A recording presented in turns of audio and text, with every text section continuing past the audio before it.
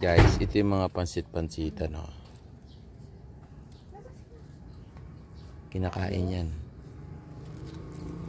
Tumutubo lang siya sa gilid-gilid, pero kinakain pa. Yan guys, ayan yung itsura niya. Tingnan nyo guys ha, napakadali lang yung patubuin. Kasi hindi ko naman yan tinanim, kusa na lang siyang tumubo.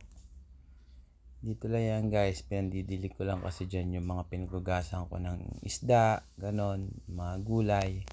Sabay ganyan, tumutubo na lang siya sa mga bakuran ko.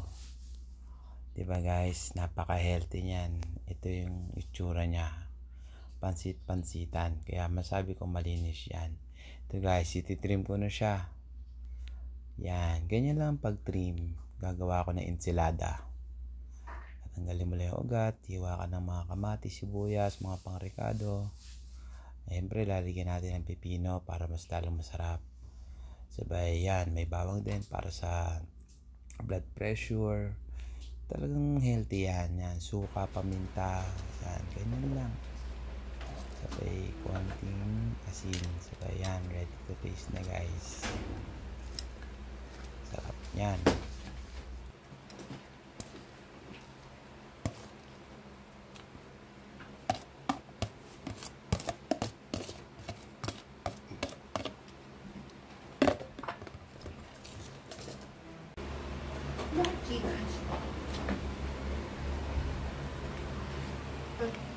Ito isa.